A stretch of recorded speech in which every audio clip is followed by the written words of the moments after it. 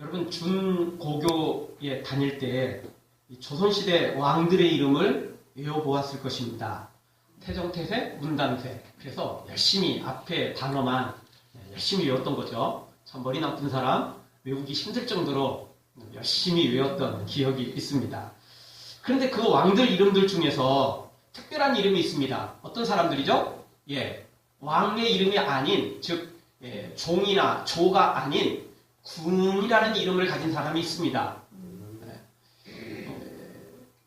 그 사람들이 누구냐? 한 사람은 광해군이고 또 한 사람은 연산군이죠. 사실 광해군은 조금 억울한 면이 있습니다. 왜냐하면 영창대군과 임해군을 제거하고 임목대비를 유배시켰기 때문에 광해군이라는 이름을 받게 된 거죠. 그런데 사실 이 광해군보다 더한 왕들이 있었어요. 왜냐? 처음 조선이 건국될 때 태조,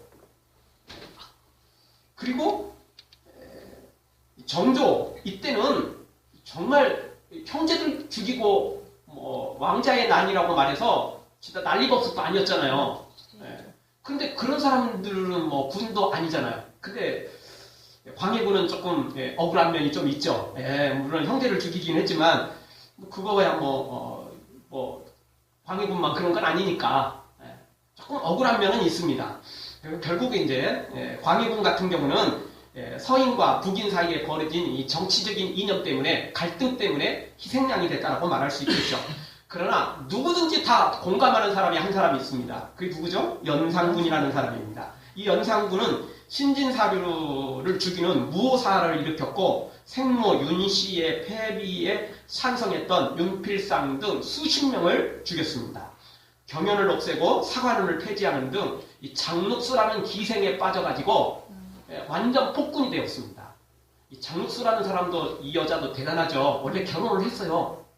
아기까지 있었거든요. 근데 기생이 됩니다.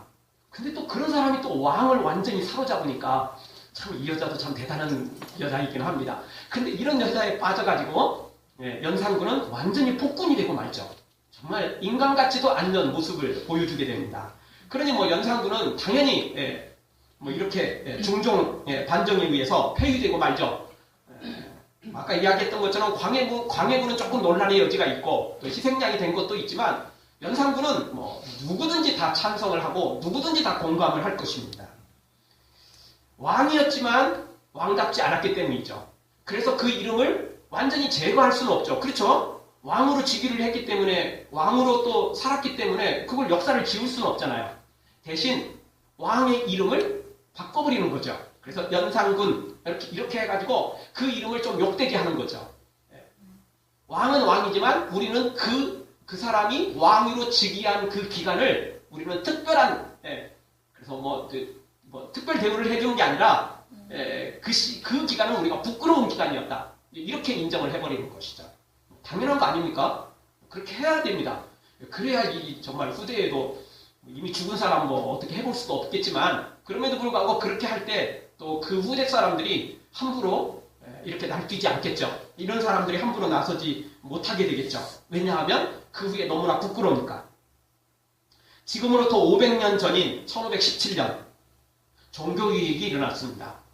천주교가 당시에 교회로, 그리고 하나님을 믿는다, 예수님을 믿는다라고 그렇게 외쳐댔고 또 그렇게 이름을 믿는 것처럼 보였습니다. 십자가를 세우고 교회를 세우고 그렇게 세상을 구원하는 것처럼 보였습니다. 그러나 사실 천주교는 더 이상 교회가 아니었던 거죠. 십자가는 세웠지만 교회가 아니었습니다. 하나님을 믿는 것 같고 예수님을 믿는 것 같지만 성경적인 하나님도 아니고 성경적인 예수님도 아니었던 겁니다. 그래서 종교개혁이 일어난 것입니다. 그래서 우리는 천주교를 그냥 종교로는 인정하지만 교회로는 인정하지 않습니다. 이건 구약시대에도 있었습니다. 여러분 출애굽하고 난 다음에 이스라엘 백성들이 시내산까지 와서 모세가 시내산에 올라가서 40일 동안 금식하며 기도하고 십계명을 받는 그 순간에 이스라엘 백성들은 밑에서 뭐 했습니까? 금송아지를 만들어 놓고 하나님을 섬긴다고 했습니다. 그런데 이스라엘 백성들이 거기 앉아가지고 우리가 금송아지를 섬기자, 이제부터는 하나님하고 빠이빠이 하자, 이런 게 아니었어요. 금송아지를 만들어 놓고 그걸 뭐라고 섬겼어요? 이 금송아지는 우리를 애굽에서 인도한 여호와다. 하나님이다. 그렇게 섬겼어요. 그러니까 하나님 버리고 우리가 딴 신을 섬기자. 그게 아니고 이 금송아지가 우리를 애굽에서 인도한 구원한 하나님이다. 이렇게 섬긴 거예요. 그래서 하나님께서 그들을 징계하셨던 거 아닙니까? 심판하셨던 거 아닙니까? 그런데 중세 천주교가 그랬습니다. 십자가는 세워졌고 교회는 세워놓고 하나님 부르고 예수님 부르지만 실제로는 이스라엘 백성들이 시내산에서 금송아지를 만들고 하나님이라고 부르는 것과 똑같은 모습으로 섬겼던 거죠. 그래서 종교개혁이 일어났던 것입니다. 여러분 구테타를 일으키면 어떻게 되죠? 네, 구후대 사람들이 평가를 합니다. 구테타라고 말입니다.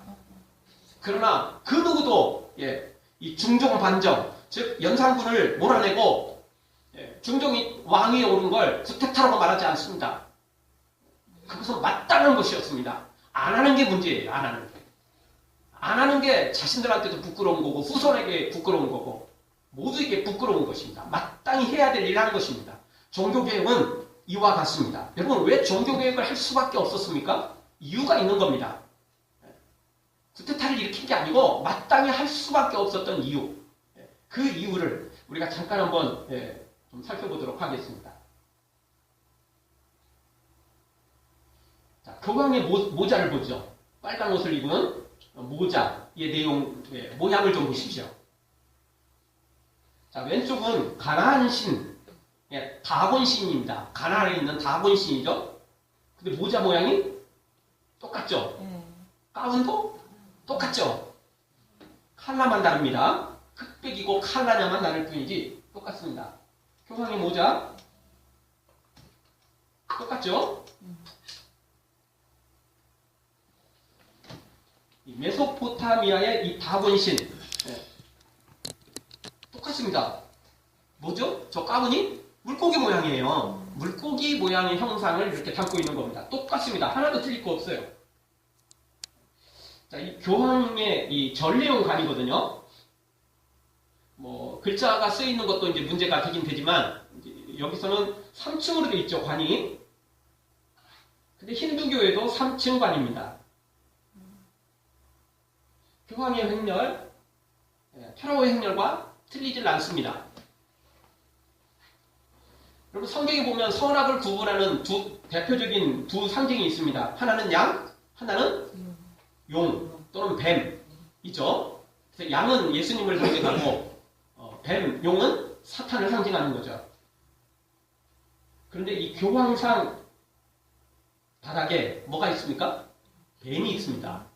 예수님께서 뱀의 머리를 찍었다. 뭐 그런 의미로 하면은 또 해석이 될 만도 하죠.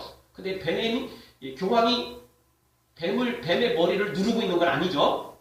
뱀이 좀 자유스럽고, 뱀이 뭐 할 것 다 하고 있는 것 같은 그런 느낌이지, 이게 뱀이 지금 막 죽어가는 모습은 절대 아닌 것 같죠.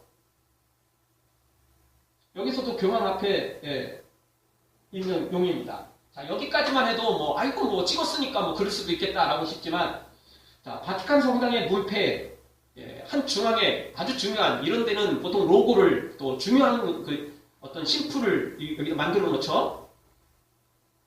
확대해 볼까요? 더 확대해 볼까요? 동그란 원에 보니까 저게 뭐냐? 용입니다.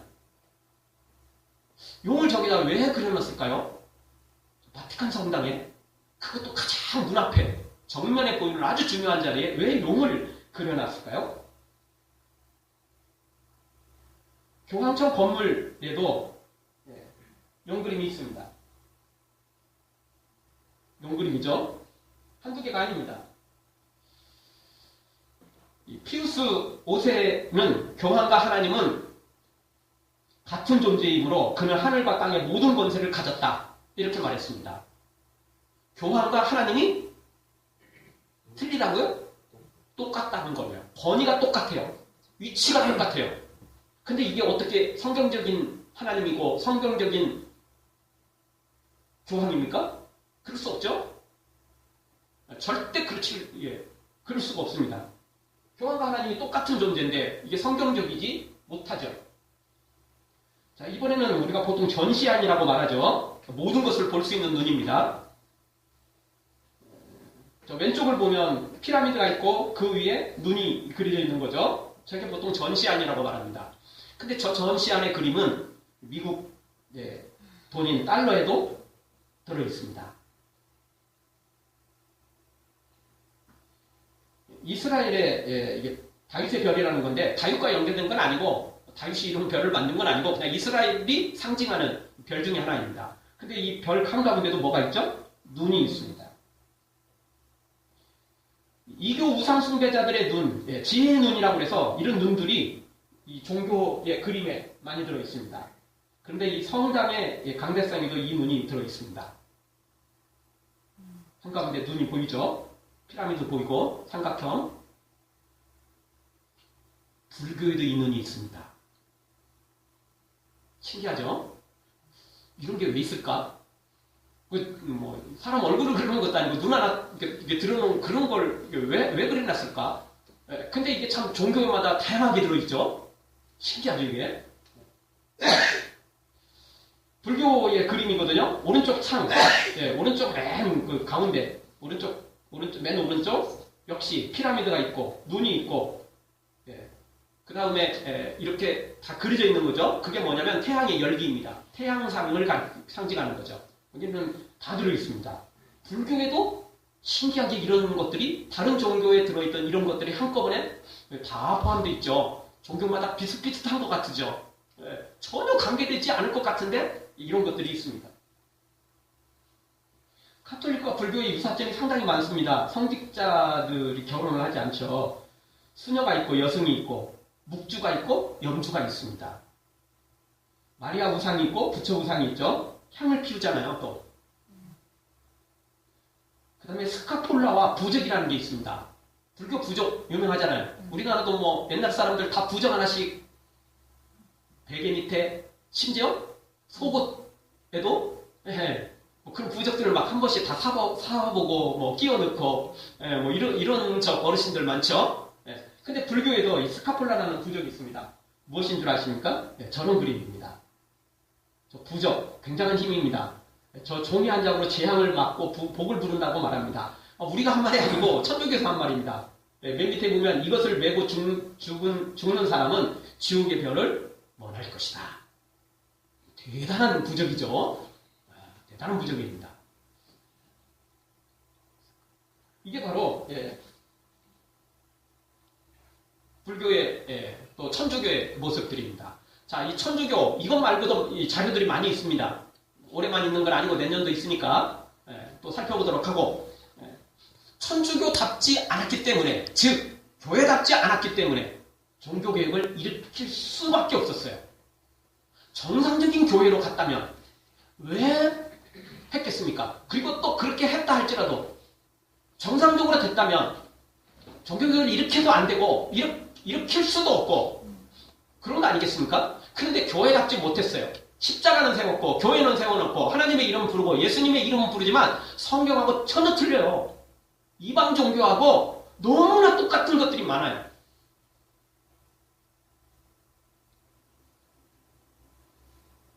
그래서 종교개혁을 일으킬 수밖에 없었던 겁니다. 성경으로 돌아가자는 겁니다. 하나님이 원래 주신 것 구약의 이스라엘 백성들이 수없이 세속화되고 타락하고 하나님의 이름으로 엉뚱한 우상을 숭배하는 이런 일들처럼 천주교도 동일하게 갔기 때문에 그런 것입니다. 그런데 안타깝게도 종교개혁주의 500년이 지나고 지금 개신교가 이상해져 가고 있습니다. 교회가 너무 세속화되었습니다. 교회가 너무 혼합화되었습니다. 분명히 십자가를 세워놓고 교회를 세워놓고 하나님을 부르고 예수님을 부르는데 성경하고 멀어져 가고 있습니다.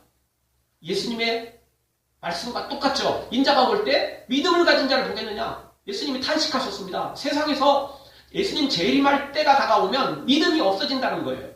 믿는 사람들이 사라져간다는 겁니다. 그리고 교회 밖이 문제가 아니라 이제는 교회 안이 또 위험한 시대가 되어버렸습니다. 이것은요 구약시대부터 내내 그래왔어요. 은혜 받을 때는 좋은데 조금 시간이 지나면 변질돼요. 마치 멈춰있는 우물처럼, 멈춰있는 물처럼 시간이 지나면 어떻게 되죠? 썩어버려요. 변질되어 버리죠. 계속 흘러야 돼요. 그래야만 괜찮은 거죠. 계속 개혁하고 계속 변화돼야 되는데 멈춰있는 순간 문제가 생기는 거죠. 사랑하는 성도 여러분, 종교개혁주의를 맞이해서 우리가 성경에서 벗어난 모습이 나에게 있지는 않는지, 성경에서 벗어난 모습이 우리 교회에 있지는 않는지 다시 한번 점검해보고 성경대로, 말씀대로, 하나님이 기뻐하시는 대로 우리가 새롭게 되는 은혜가 오늘 이 종교개혁주의를 맞이하여 우리 가운데 넘치기를 주의 이름으로 축원합니다. 자, 오늘 말씀 통해서 우리가 첫 번째 생각할 수 있는 건 3절, 4절을 통해서 말세엔 바른 교훈이 아니라 다른 교훈을 좇는다는 것입니다. 그래서 이렇게 타락하고 변질되어지는 겁니다. 말세가 되면, 이건 뭐 구약에도 마찬가지지만 특별히 말세가 되면 더더욱 그런 현상이 벌어지죠. 바른 교훈이 아니라 다른 교훈을 좇아요. 진리를 좇지 않는다는 거죠. 사실 말세는 예수님이 승천하는 그 순간부터 시작되었습니다. 그러나 지금은 더더욱 말세 중에 말세라고 말할 수 있습니다. 3절을 보면 이 바른 교훈을 받지 않는 이 사람들이 소개되는데, 그러면 이 바른 교훈을 받지 않는 사람들이 좋아하는 건 뭡니까? 이들이 원하는 건 뭡니까? 3절 중반절을 보니까 귀가 가려워서 자기 사욕을 좇을 스승을 많이 둔다는 것입니다. 바른 교훈을 받지 않고 어떤 교훈을 받아요? 자기의 사욕을 좇을, 자기 귀를 긁어줄 수 있는 그런 좋은, 좀 자극적이고 쾌락적이고 좀 신선한 것들을 좋아한다는 겁니다. 진리를 말하면 상식적인 걸 말하고 양식적인 것을 말하면 고리타분하다고 싫어해요. 지루하다고 싫어합니다. 귀를 막아버립니다. 그런 이야기 하려면 오지 말라는 거예요. 그럼 무슨 이야기를 또 듣나요? 신선한 것. 신선한 건 좋죠. 그런데 그 신선한 것이 다 쾌락적이고 자극적이고 변태적인 것들이 의외로 많다는 것입니다. 그래서 지금 시대는 젊은이들이 결혼을 별로 좋아하지 않습니다. 결혼해서 매이기 싫다는 거예요. 근데 그 정도만 돼도 괜찮아요. 그런데 실제 핵심은 거기에 있지 않습니다. 실제 핵심은 뭐에 있죠? 한 여자, 한 남자에게 매여 있지 않겠다라는 겁니다. 평생 독신으로 살면서 좋은 남자 있고 좋은 여자 있으면 연애하겠다는 거예요. 그리고 언제든지 헤어지겠다는 겁니다. 그리고 또 좋은 사람 있으면 언제든지 또 만나겠다는 겁니다. 사실은 그런 의도가 더 강한 거예요. 자유롭게 살겠다는 거예요. 근데 여러분, 자유로운 영혼은 결혼을 않는다고, 자유롭게 연애한다고 자유로운 영혼이 되는 건 아닙니다. 진리가 우리를 자유케 하는 것이지 다른 것이 우리를 자유케 하지 않습니다. 자유롭게 자기 마음대로 돌아다닌다고, 마음대로 산다고 자유로운 게 아닙니다. 그것은 자유가 아니라 진짜 죄의 종으로 끌려가는 것입니다. 그래서 요즘은 마음대로 연애하고 마음대로 살겠다는 겁니다. 그러다 보니까 동성애까지 지금 만연하고 있습니다. 동성애 축제, 퀴어 축제 벌어지면 진짜 반나체로 그냥 서울 시내를 돌아다니는데,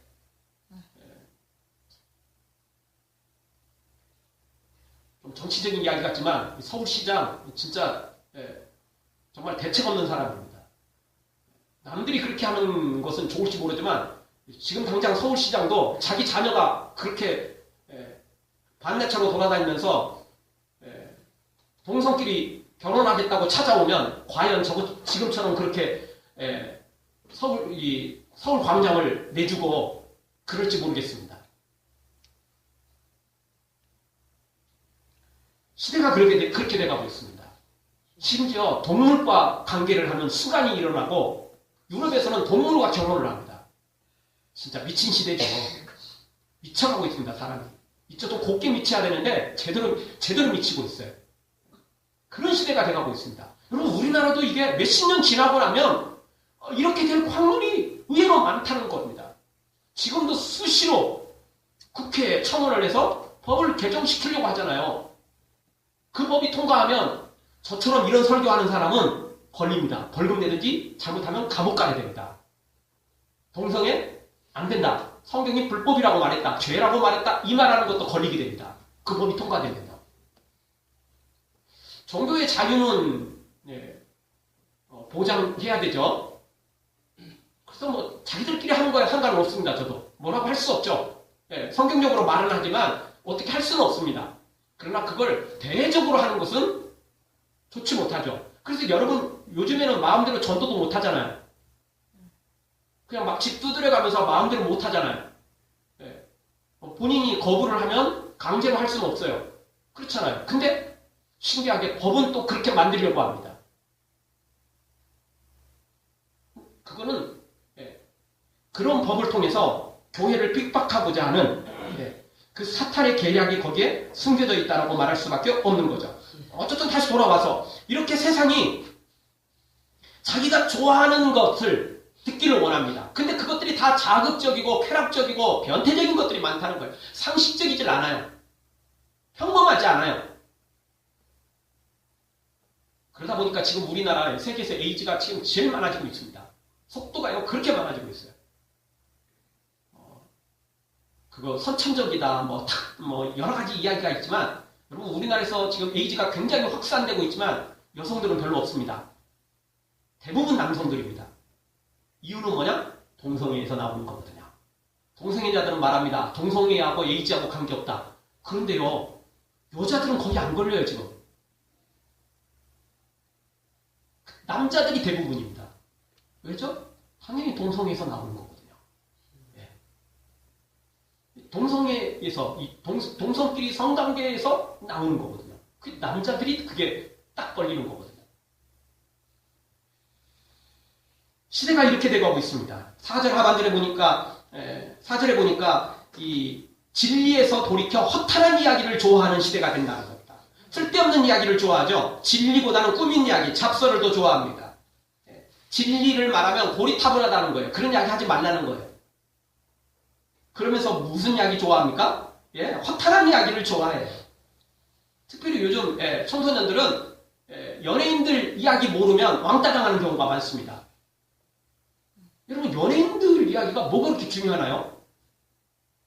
그 사람들이 뭘 먹고 뭘 입고 뭘 하는지가 그렇게 우리에게 중요한 거나요?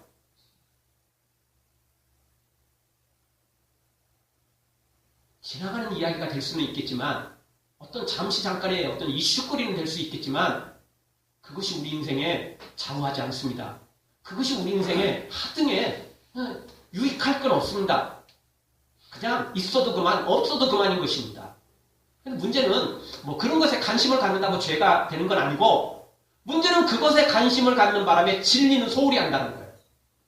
연예인 이야기는 막 귀를 쫑긋하고 막 그거 가지고 막 자기가 좋아하는 연예인 욕하면 막 죽일 것처럼 달려들면서도 정작 진리 문제는 천국 문제는 내세 문제는 천국과 지옥 문제는 관심도 갖두지 않는다는 겁니다.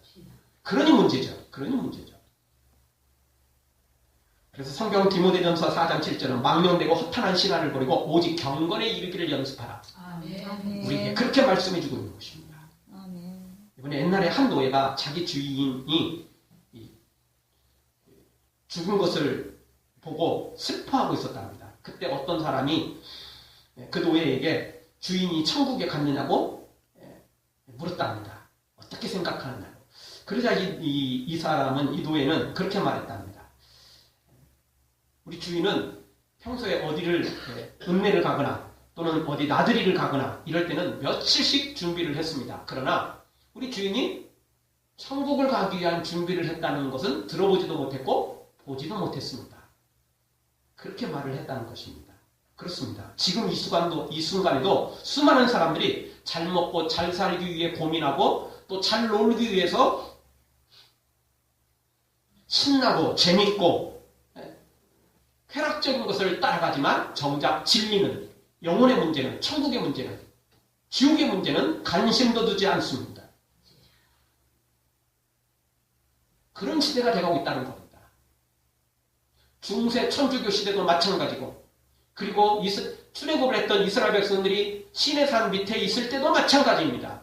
진리 문제는 관심 없고 무엇에 관심이 있었습니까? 잘 먹고 잘 사는 것에, 돈에, 쾌락에 이런 것에 관심이 있기 때문에 그렇게 타락해져 버린 것입니다. 사랑하는 성도 여러분, 허탄한 이야기, 썩어지고 없어질 이야기보다는 우리의 영혼, 우리의 내세의 문제, 천국과 지옥의 문제, 이런 것을 결정지을 진리에 관심을 갖고 오직 믿음으로 살아서 영원한 천국에 이르는 우리 모두가 되어지기를 주의 이름으로 축원합니다.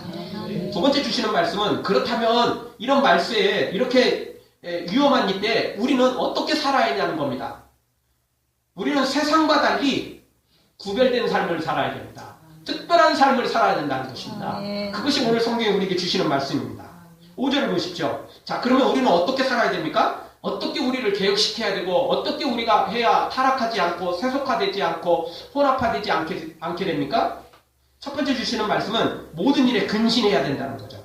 5절, 그러나 너는 모든 일에 근신하여.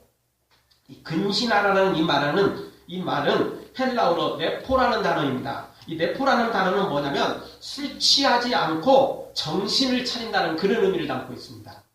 술 취해서, 마약에 취해서 해롱해롱 거는 것이야말로 믿음의 사람이 할 짓이 아닙니다.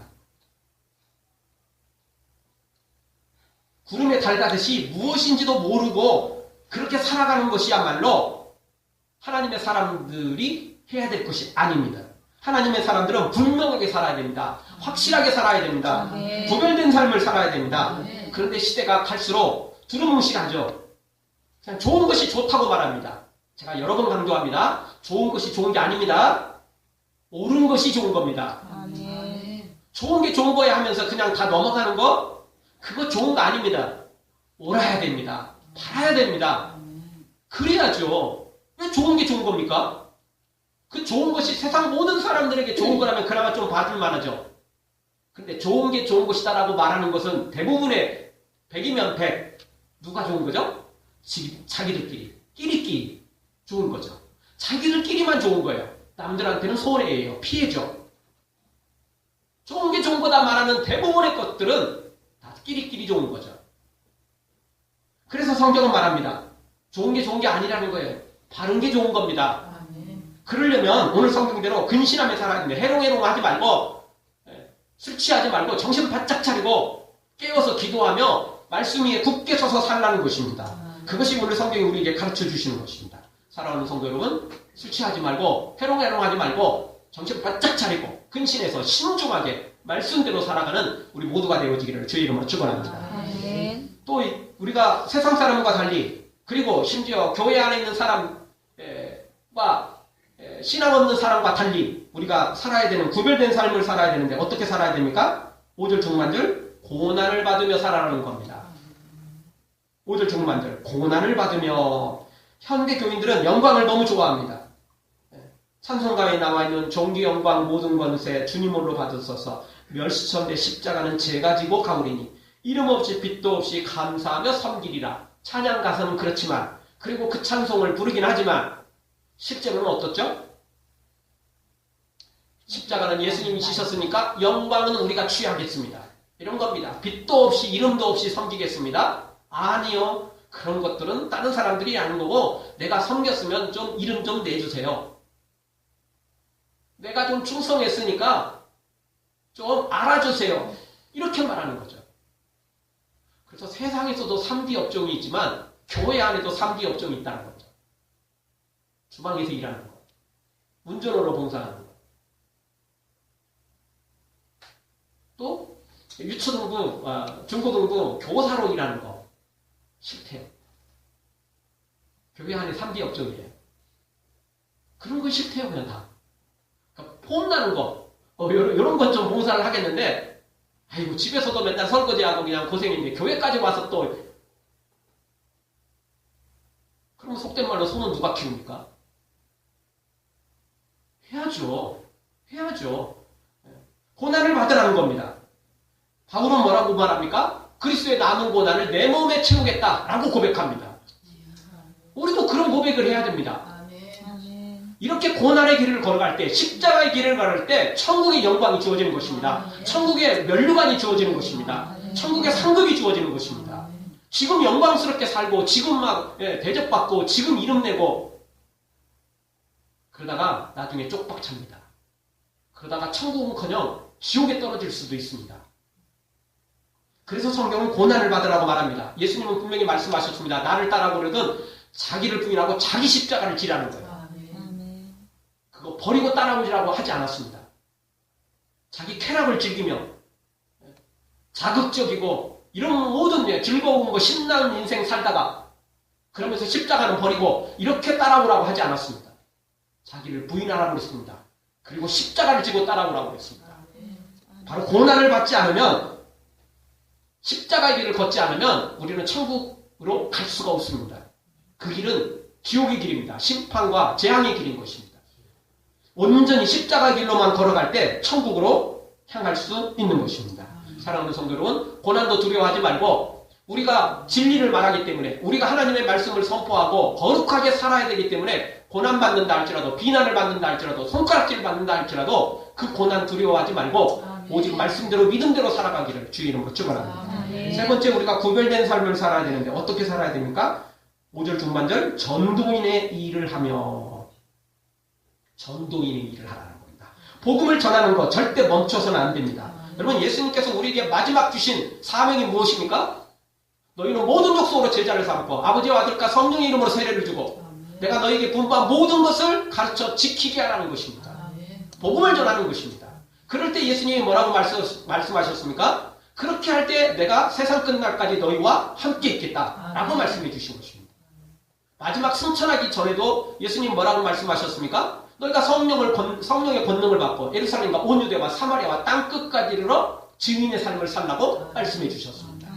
이 전도인의 삶, 복음을 전하는 삶, 단순히 그냥 교회 키우고 숫자 많이 하고 이게 전도하는 목적이 아닙니다. 전도는 영혼을 살리는 것입니다. 영혼을 살리는 데 핵심이 있는 거지. 막 우리 교회 숫자 부족하니까 야 우리 숫자 키우자, 그런 의미 아닙니다. 절대. 그거는 딴 생각이 있는 겁니다. 그런 열심은 나쁜 열심이라고 하기는 좀 그렇지만 절대 좋은 열심은 아닙니다. 마음이 콩밭에 있는 거죠. 하나님의 관심은 숫자가 아니라 어쨌든 한 영혼이라도 살려내는 것입니다. 그것이 이 전도인의 사명을 감당하라는 거죠. 전도인의 일을 하라는 것입니다. 사랑하는 성도 여러분, 우리가 이 복음 전하는 일, 어떻게든 죽어가는 영혼들, 지옥을 향해 달려가는 거니까 한 영혼이라도 살려내기 위해서 복음을 전하고 또 전해서 우리가 이 전도인의 일을 잘 감당하는 우리 모두가 되어지기를 주의 이름으로 축원합니다. 마지막 우리가 구별된 삶을 살면 어떻게 해야 됩니까? 직무를 다하라는 겁니다. 5절 하반절, 내 직무를 다하라.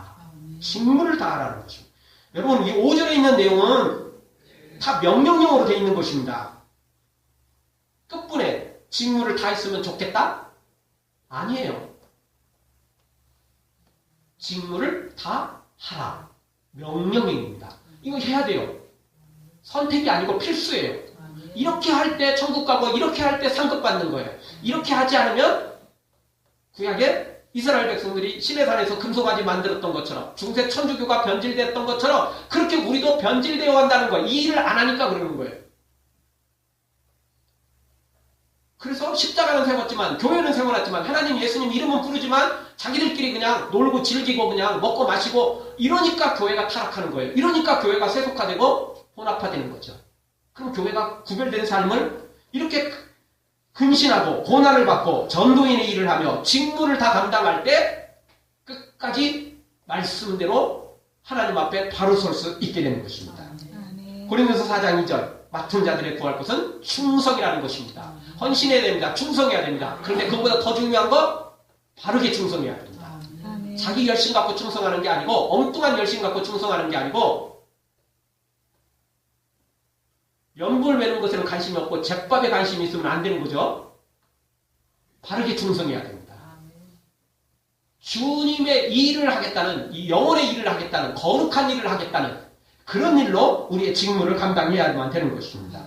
이렇게 헌신할 때 우리가 하나님 앞에 인정받을 수 있는 것입니다. 사랑하는 성도 여러분, 종교개혁주의 500주년을 맞이해서 아무리 기념한들, 아무리 기념 예배를 한들 그것이 우리에게 유익한 게 아닙니다. 우리에게 지금 유익한 거, 우리에게 필요한 건 뭐냐? 지금 우리를 개혁시켜야 됩니다. 타락하고 변질되고 세속화되고 혼합되어 있는 지금 이 교회, 이것을 지금 우리의 신앙을 다시 한번 개혁해야 됩니다. 우리 모두 근신하고 고난을 받고 전도의 일을 감당하며 직무를 다해서 천국에 이르고 천국에서 상급까지 받아 누리는 하나님의 사람들로 세워지는 우리 모두가 되고 우리 예수사랑교회가 되기를 주의 이름으로 축원합니다. 아멘. 기도하겠습니다. 통성으로 함께 기도할 때